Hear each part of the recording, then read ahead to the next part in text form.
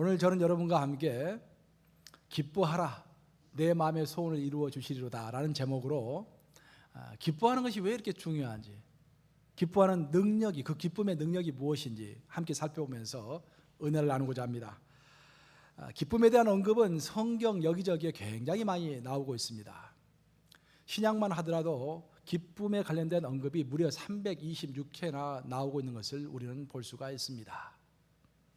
구원이라는, 이렇게 성경의 기쁨이라는, 기쁨에 대해서 많은 언급이 되는 이유는, 기쁨이라는 것은 구원이라는 그 총알이, 우리가 가지고 있는 구원이라는 그 총알이 삶의 관역을 맞출 수 있도록, 그 총알이 굴러갈 수 있도록 역할을 하는 총신, 즉 총의 몸의 역할을 하는 것이기 때문에 기쁨이 그렇게 중요한 것입니다. 우리가 아무리 좋은 총을 가지고 있다 할지라도 그 총이 굽어 있으면은, 즉 총신이 굽어 있다면은 우리가 아무리 훌륭한 사격수라고 할지라도 관역을 맞출 수가 없을 것입니다. 마찬가지로 우리가 아무리 신앙생활을 열심히 하고 있다고 할지라도 우리 마음속에 기쁨이 없다면은, 또 그리스도 안에서 진정한 기쁨이 무엇인지 알 수가 없다라면은 우리의 열심에도 불구하고 우리에게는 그리스도의 깊이와 능력을 충분히 누릴 수가 없게 되는 것입니다. 기쁨은 무엇보다도 기쁨은 위에서부터 흘러내려오는 것입니다. 따라서 해보십니다. 기쁨은 흘러내려오는 것이다. 우리 여호와 하나님은 그 아들 예수 그리스도를 기뻐하셨고, 그 아들 예수 그리스도는 우리를 기뻐하시며, 우리는 그리스도께서 주신 구원과 영원한 생명 때문에 지금도 기뻐하는 것입니다.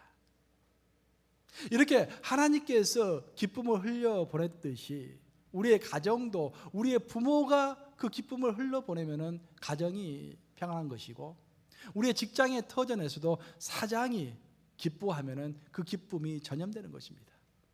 또한 이 교회도 누가 기뻐해야겠습니까? 담임 목사가 기뻐하고 사역자들이 기뻐하고, 특별히 우리 장로님들이 항상 스마일 하면서 기뻐할 때 온 기쁨이 온 교회에 퍼져 흐르게 되는 것입니다. 그런 의미에서 우리 옆에 분들 한번 보시고 어제 오늘 또 기뻐하십니까? 라고 한번 말씀해 보시겠습니다. 한번 물어보세요. 어제 오늘 또 기뻐하십니까 여러분들? 항상 스마일, 항상 기쁨, 항상 기뻐하라 기억하시기 바랍니다. 먼 옛날 중동 지역에 하나님을 잘 섬기는 두 형제가 살고 있었어요. 두 형제는 아주 신앙생활을 열심히 했기 때문에 아주 모범적인 신앙인이라고 사람들은 칭찬했지만, 정작 그 두 사람 사이에는 아주 깊은 고민이 있었습니다. 그들이 젊었을 때 한때 엄청난 죄들을 범했던 그런 경력이 있기 때문에 그들은 그것을 숨기고 살아오면서 항상 양심의 고통이 있었던 것입니다. 그러던 어느 날 형이 동생에게 말합니다. 동생, 우리 도저히 안 되겠어. 이제 이 죄를 숨기지 말고 우리가 사막에 있는 교부들을 찾아가서 그들에게 우리 죄를 고백하세. 그렇게 해서 그들은 그 머나먼 사막을 통과해서 그곳에서 수도를 닦고 있는 수도사들을 만나게 되는 것입니다. 그리고 그들에게 자신의 죄를 고백했습니다. 그 죄를 듣고 있던 그 수도사들은 그 두 사람에게 각각 따로따로 방을 주면서 그 방에 들어가서 앞으로 한 달간 자신의 죄를 회개하고 기도하라고 부탁을 했습니다. 그리고 이고 한 달이 흘러서 두 사람이 방으로 나오던 날 모든 수도사들이 그 두 사람과 함께 식탁을 마주하게 되었습니다. 그런데 놀라운 것은 원래 그 두 형제는 체격도 비슷하고 얼굴도 비슷한 사람들이었는데 한 달이 지나는 사이에 전혀 다른 사람이 되어 있었던 것입니다. 형은 피골이 상접한 아주 흉한 모습이 되었고, 그 동생은 아주 얼굴에 윤기가 나고 아주 빛이 나는 그런 얼굴로 변화가 된 것입니다. 그래서 수도사들이 물었습니다. 먼저 형에게 묻습니다. 자네는 어찌해서 그 한 달 사이에 이렇게 피골이 상접한 모습으로 변화가 되었는가?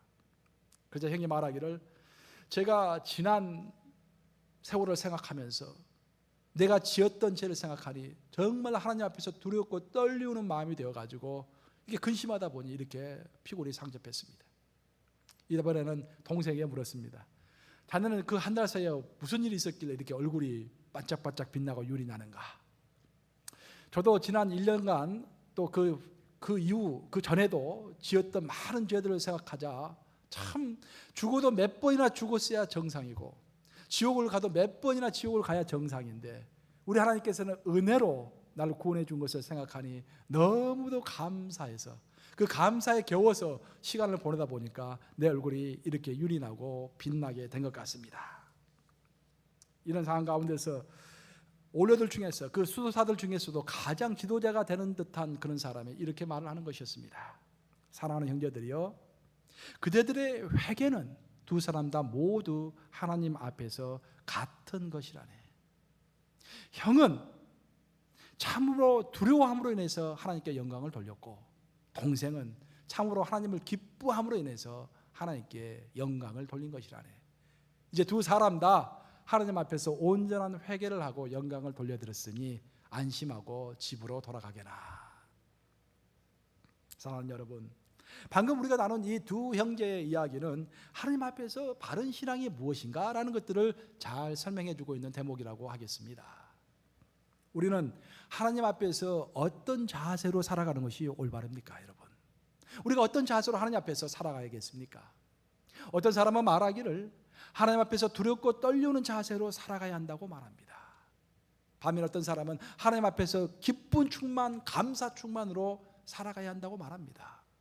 그럼 누가 옳은 것입니까? 성경에서 말하는 정답은 우리가 두렵고 떨림으로 하나님 앞에서 조심하면서 살아가야겠지만 동시에 기쁨 충만, 감사 충만으로 살아가는 그 균형을 이루는 삶이 올바른 신앙생활이라고 성경은 설명하는 것입니다. 우리가 복음서와 사도행전을 읽어보면요, 하나님의 임재와 능력이 강하게 나타나는 것들을 가끔씩 그런 대목들이 나옵니다. 하나님의 엄청난 능력과 성령의 능력이 임해가지고 우리들에게, 사람들에게 임했던 것입니다. 그때 사람들의 반응은 두 가지였습니다. 우리가 감당할 수 없는 주님의 능력이 임할 때 어떤 사람은 두렵고 떨렸다고 성경은 소개합니다. 하지만 정반대로 어떤 사람은 기쁨 충만했고 감사 충만했다고 또한 성경은 소개하고 있는 것입니다. 그리고 시편에 나와 있는 많은 고백들은 이런 두렵고 떨려오는 감정과 감사 충만, 기쁨 충만이 모두 다 같은 것이라고, 하나님 앞에서 올바른 것이라고 우리에게 교훈하는 것입니다. 우리 하나님은 우리의 엄숙한 경건을 기뻐하시는 하나님이시지만 동시에 우리가 참으로 기뻐 춤추고 소리 지르고 손뼉 치면서 찬양하고 주를 경배하는 것도 기뻐 받으시는 그런 하나님이신 것을 믿으시기 바랍니다. 우리 인간의 제일 되는 목적은 하나님을 영화롭게 하는 것이고 항상 그분을 기뻐하시는 것이라고 했습니다. 하지만 여기서 우리 여러분들이 꼭 아셔야 할 것은 우리 인간의 제일 되는 목적은 하나님께 영광을 돌려드리고 하나님을 항상 기뻐하는 것이지만 하나님께 영광 돌리는 것과 하나님을 기뻐하는 것이 별개의 것이 아니라 같은 것이다라는 것입니다. 우리가 하나님을 진정으로 기뻐하고 하나님께 찬송하고 하나님 앞에서 좀 하나님을 올려드릴 때 바로 그것이 하나님을 영광스럽게 해드리는 것인 것입니다. 그래서 우리가 기뻐할 때 하나님은 영광을 받으시게 되는 것입니다. 우리가 요한계시록을 읽어보면 요한계시록에서 이쪽에서 죽었다가 올라간 그런 의인들이 하는 장면들이 무슨 일을 하고 있는가가 나옵니다. 요한계시록에 보면 많은 의인들이 보좌에 둘러앉아서, 하나님의 보좌에 둘러앉아서 그를 영광스럽게 할렐루야 할렐루야 하고 찬양하는 장면을 우리는 보게 됩니다. 이처럼 우리가 하나님을 기뻐하고 찬양 드리는 것 자체가 하나님께 영광을 돌리는 것이다 라는 것입니다. 그래서 우리는 하나님 앞에서 두렵고 떨림으로 경건을 이루어가야 하겠지만 동시에 하나님을 진실로 즐거워할 줄도 알아야 할 것입니다. 시편을 읽어보면 시편에서 가장 많이 나오는 단어가 할렐루야라는 단어입니다. 할렐루야. 할렐루야 뜻이 뭡니까? 하나님을 찬양하라. 요 하나님을 찬양하라. 우리에게 구원을 주시고 우리와 지금도 동행하시기 때문에 하나님을 만날 때마다 우리가 하나님을 찬양하게 되는 것입니다. 기뻐서 찬양하는 마음이 되어서 내뱉는 단어가 할렐루야라는 것입니다. 제가 목회자가 되기 전에는요, 길거리에서 누가 할렐루야라고 큰 소리 하면은 굉장히 위선적으로 들렸어요, 제가. 그래서 나는 목회를 하면은 할렐루야라는 말을 크게 안 하리라 라고 생각했는데 정말 이상한 것은요, 제가 전혀 의도하지 않았는데 입만 벌렸다면 할렐루야가 나오는 거야. 전화를 받아도 할렐루야가 나오고 교회에서 성도들을 봐도 자연스럽게 할렐루야가 나오는 거예요. 제가 의도적으로 하면 그렇게 하지 못할 거예요. 가식적인 것이라고 생각해서 하기 안 하고자 생각을 했는데 자연스럽게 내 안에 계시는 성령님께서 내 입을 벌렸다면 할렐루야가 나오게 만드는 것입니다. 이처럼 우리가 하나님을 기뻐할 때 자연스럽게 흘러나오는 단어가 바로 할렐루야라는 단어이기 때문에 성경에서는, 특히 시편에서는 할렐루야라는 단어가 그렇게 많이 나오고 있는 것입니다. 그런데 또 시편을 읽어보면은 할렐루야라는 단어와 아울러 가지고 두 번째로 가장 많이 나오고 있는 단어가 뭐겠습니까? 야훼 말라크, 즉 하나님이 다스리신다라는 거예요. 그래서 이 첫 번째 많이 나오는 단어와 두 번째 많이 나오는 단어를 연결시켜 보면은 우리는 할렐루야 하면서 하나님을 기뻐하는데, 그 기뻐하는 이유는 하나님께서 이 땅을 통치하시기 때문에 우리가 진정 기뻐한다라는 것입니다. 다른 것이 아니라 하나님께서 통치하시기 때문에 모든 것을 다스리시고 모든 것을 알고 계시고 모든 것을 통제하시는 요 하나님께서 우리를 인도하시고 보호하시되 일시적으로 인도하고 끝마치는 것이 아니라 끝까지 우리를 인도하실 것이기 때문에 우리는 주 앞에서 할렐루야 하면서 기뻐하는 것입니다. 바로 그런 내용이 오늘 본문에 나와 있습니다. 오늘 본문을 스크린을 보시고 오늘 본문인 시편 16편 8절을 한 목소리로 읽겠습니다. 시편 16편 8절 시작. 내가 여호와를 항상 내 앞에 모시며 그가 나의 오른쪽에 계심으로 내가 흔들리지 아니하리로다. 지금 다윗의 고백입니다. 다윗은 전쟁 중에서 적들이 쫓아오고 곧 죽기 직전에 있었던 상황 가운데서도 결코 흔들리지 아니하였다고 고백하고 있는 것입니다. 그리고 그 원인은 여호와께서 그의 오른편에 계심으로 그가 전혀 흔들리지 않았다라는 것입니다. 그 여호와께서 그 오른편에 계신다라는 의미가 무엇인가? 그래서 무엇보다도 여호와께서 내 오른편에 계신다라는 것은 여호와께서 내 바로 가까이 계신다라는 것입니다. 그 두 번째 뜻은 항상 오른팔 하면 뭡니까? 권능의 팔을 의미하죠. 능력의 팔을 의미합니다. 그래서 능력자 되시는 분이 나와 함께 하신다 그런 말이에요. 그래서 종합하면은 능력자 되시고 나를 끝까지 보호하실 수 있고 내가 그 어떤 어려운 환경 가운데 있다 할지라도 그 어려운 환경을 극복하게 하실 수 있는 분이 바로 내 옆에 가까이 계시기 때문에 내가 할렐루야 하면서 기뻐한다라고 오늘 본문은 고백하고 있는 것입니다. 하나님의 다스리심이 우리에게 기쁨을 주는 또 다른 원인이 있는데 그 원인은 우리 하나님의 다스리심은 우리를 영원한 생명의 길로 인도하시기 때문에 또한 우리가 기뻐하는 것입니다.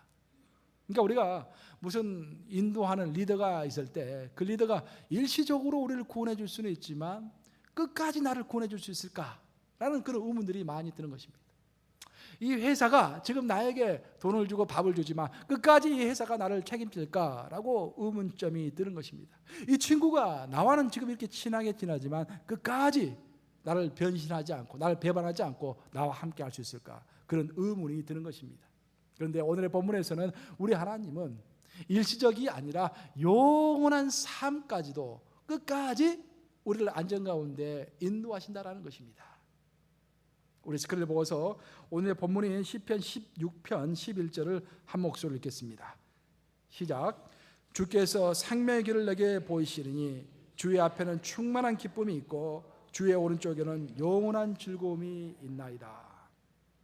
이처럼 우리가 하나님 앞에서 진정 기뻐할 수 있는 것은 하나님께서는 우리를 인도하시는데 첫 번째는 죽음의 길이 아니라 실패의 길이 아니라 영원한 생명의 길로 인도하시기 때문에 기뻐하는 것이고 두 번째는 우리를 일시적으로만 돕는 것이 아니라 항상 끝까지 돕는 하나님이시기 때문에 그것을 믿고서 우리가 기뻐한다라는 것입니다.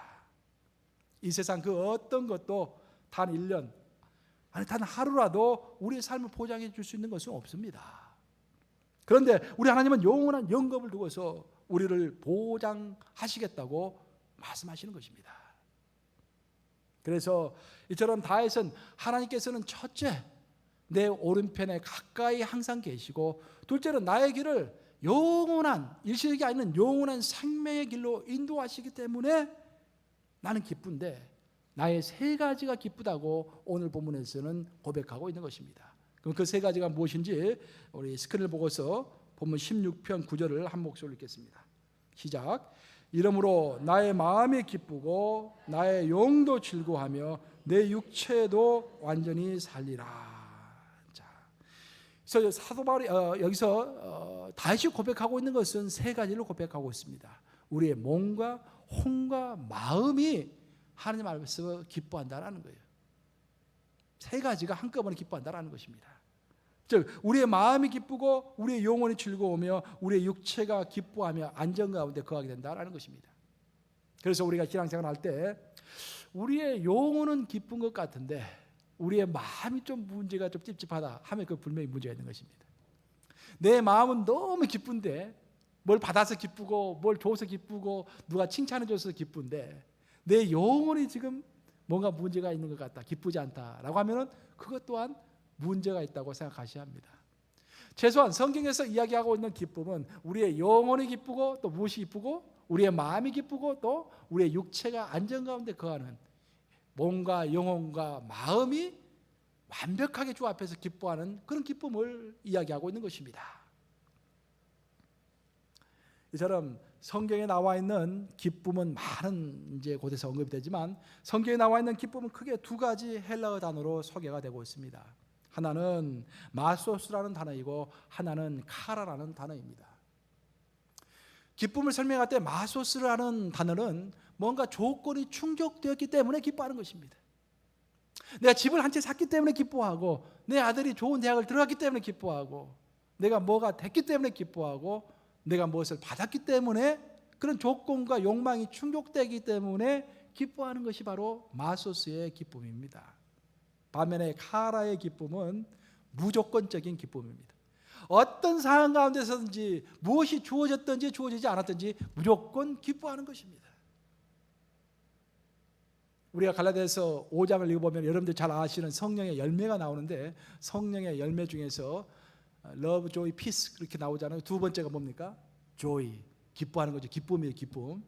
그래서 그 기쁨은 마소스의 기쁨이겠습니까? 아니면 카라의 기쁨이겠습니까? 카라의 기쁨. 무조건적으로 기뻐하는 거예요. 뭐가 주어졌기 때문에 기뻐하는 것이 아니라 이미 주어진 이 환경이 하나님께서 인도하신 것이고 지금 하나님께서 섭리 가운데 함께 하신 것이기 때문에 그 어떤 환경 가운데 있다 할지라도 이 상황을 우리가 기뻐하는 것입니다.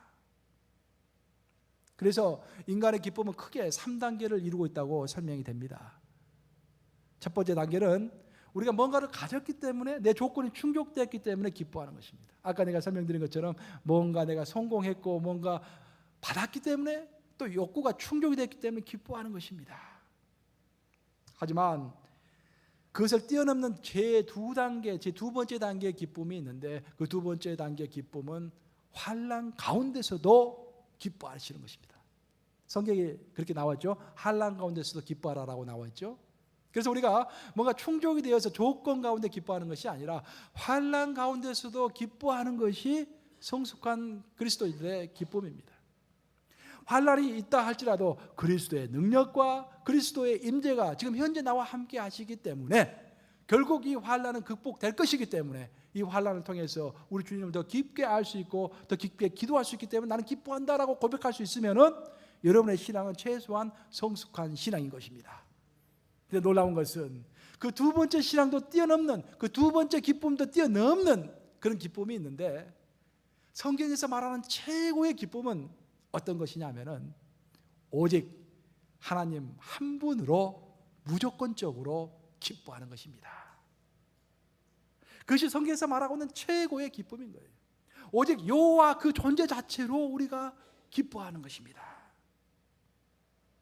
그래서 우리가 생각해 봐야 할 것은 지금 여러분들이 기뻐하고 계시다면 또 평상시 삶 가운데서 기쁨이 있을 것인데 나의 기쁨은 어디에서부터 오는 것인가 라고 생각해 볼 필요가 있을 것입니다. 여러분의 기쁨은 어디에서 오고 있습니까? 뭔가 조건이 충족되어지고 뭔가 얻어지고 뭔가 생활에 개선이 있기 때문에 그런 기쁨을 마소스와 같은 기쁨을 가지고 계십니까? 아니면은 환난 가운데서도 기뻐하는 그런 기쁨을 가지고 계십니까? 아니면은 내 환경이 어찌 됐든지 오직 하나님 한 분만으로 인해서 지금 기뻐하고 계십니까? 그래서 스스로에게 물어봐야 돼요.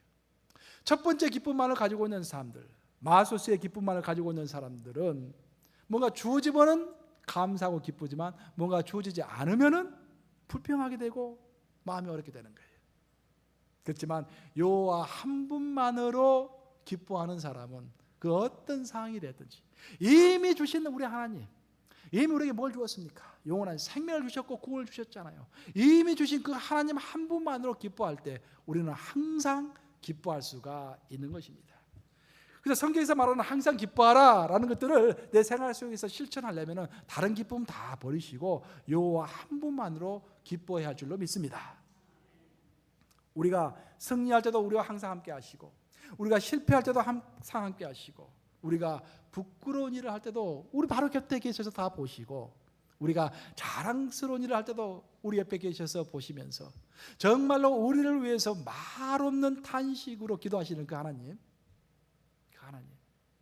내가 못나고 내가 잘나고 모든 것들을 다 보시지만 그냥 나서서 당장에 채찍을 드시는 것이 아니라 참아 기다리시고, 내가 올바르지 못한 일을 할 때는 올바른 일을 할 수 있을 때까지 나를 위해서 중보 기도하시는 그 하나님, 그 하나님 한 분을 인해서 우리가 기뻐해야 한다라는 것입니다. 제가 지난 여름에 한국에 갔다 왔지 않습니까? 한국 갔다 왔는데 갔다 와서 너무 바빠가지고 제가 바쁘게 지냈어요. 근데 어느 날 갑자기 한국에서 저희 아버님한테 전화가 온 거예요. 와가지고 야, 내가 한국을 떠난 지 벌써 한 달이 됐는데 아직까지 전화 한 번 안 했다고 아버지께서 이제 호통을 치셔서 깜짝 놀래가지고 생각해 보니까 진짜 한 달이 지났더라고요. 저는 그렇게 까마득히 우리 부모님을 잊어요. 여기서 바쁘면은 근데 할 일 열심히 합니다. 근데 부모님은 자식이 어디에 있든지 항상 생각하시고 항상 기도하시고 항상 염려하시는 부모님 아니겠습니까? 우리 하나님이 바로 그렇다라는 것입니다. 우리가 그 어떤 일을 하고 있든지 우리는 인식하지 못해요. 하나님 내 바로 옆에 있다는 것을 알지 못합니다.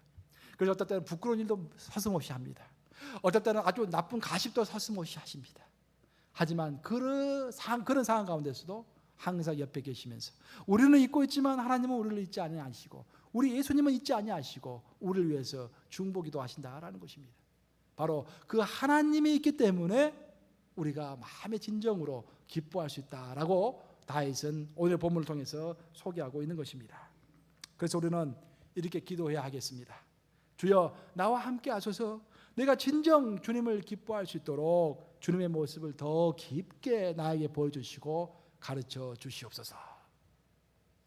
오늘날 많은 사람들이 그렇게 이야기해요. 매일매일의 생활이 쳇바퀴 도는 듯한 똑같은 생활이고 큰 기쁨과 감동이 없습니다. 목사님 어떻게 합니까? 여러분의 삶도 그렇습니까? 매일 똑같은 삶이 반복되고 있습니까? 이런 삶 가운데서 어떻게 우리가 새로운 활력을 끌어당기고 어떻게 우리가 승리하는 삶을 살 수가 있겠습니까? 그 해답은 오늘 설교의 제목이 되는 시편 37편 4절에 나와 있는 것입니다. 이것을 항상 기억해야 여러분의 삶이 매너리즘에 빠지지 않고 쳇바퀴 돌듯 하지 않고 항상 기쁘고 항상 다이내믹한 그런 삶을 살 수가 있는 것입니다. 시편 37편 4절은 이렇게 말하고 있습니다. 여호와를 기뻐하라. 저가 내 마음의 소원을 이루어 주시리로다. 한번 따라서 해보시겠습니다. 여호와를 기뻐하라. 저가 내 마음의 소원을 이루어 주시리로다. 진실로 믿습니까, 여러분? 여호와를 어떻게 하는 것이? 기뻐하는 것이 내 마음의 소원을 이루는 것입니다. 지금 여러분의 소원은 쳇바퀴 도는 듯한 그런 무료한 삶에서 벗어나와서 좀 활동력 있고 즐겁고 감동 있는 삶을 살기를 원하시는 거 아니겠어요? 그렇다면 어떻게 해야 한다? 하나님 한 분만을 기뻐해야 한다. 어느 상황 가운데서도. 왜 기뻐해야 한다? 우리 하나님은 항상 내 오른편에 계시고 나를 항상 보호하시고 생명의 길로 인도하시는 그분이기 때문에 기뻐해야 한다라는 것입니다. 하나님을 기뻐하면서 우리가 끊임없이 미소를 지을 때 우리의 여러분의 비즈니스는 성공할 것입니다. 비즈니스의 성공이 다른 데 있는 것이 아니에요. 여러분 항상 스마일하고 웃어보세요. 웃고 감사하고 기뻐해 보세요. 그럼 손님들이 더 모이게 되어 있어요. 저 집은 좀 뭔가 달라 하고 보이게 되어 있어요. 또 여러분의 가정은 언제 평안합니까? 여러분이 항상 스마일하면서 기뻐하고 감사할 때 자식들이 보면서 다 같이 감사하고 기뻐하게 되어 있습니다. 평안이 찾아오게 되어 있습니다. 마찬가지로 우리의 교회는 여러분들이 기뻐하고 여러분들이 하나님의 영광을 위하여 살 때 전도하지 않아도 자동적으로 전도가 되고 교회가 성장하게 되어 있는 것입니다. 여러분들이 얼마나 기뻐하느냐에 따라서 우리 교회의 성장이 달려있다고 하겠습니다. 여행을 하던 어떤 사람이 주일이 되어가지고 교회에서 예배를 드리고 싶어서 지나가던 길에 그 세븐일레븐에 들어갔다고 합니다. 우리 종무사님 생각나네.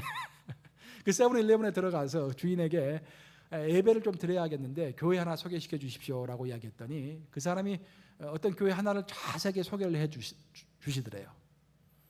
그래서 그 교회를 찾아가는 도중에 여러 개의 교회를 만나게 되었어요. 그래서 그 교회에서 예배를 드리고 나오면서 참 이상하다. 더 가까운 교회도 많이 있고 이 근방에 교회가 많이 있는데 왜 이 사람은 이 교회를 나에게 소개해 줬을까 궁금해가지고 다시 세븐일레븐을 찾아갑니다. 그리고 주인에게 물어봤어요. 내가 보니까 이 교회에 가까운 교회도 많이 있는데 왜 하필이면 그 교회를 나에게 소개시켜 줬습니까? 그때 그 주인이 이렇게 대답하더랍니다. 저는 이곳에서 장사를 하기 때문에 이 근방에 있는 교회 모든 성도들이 이곳에 옵니다. 근데 유독 그 교회 성도들의 얼굴에는 항상 기쁨이 있고 웃음이 있습니다. 사실 저는 그 교회를 한 번도 가본 적은 없습니다. 하지만 그 교회는 뭔가 다르다고 항상 생각했기 때문에 당신이 물어봐서 그 교회를 소개한 것입니다.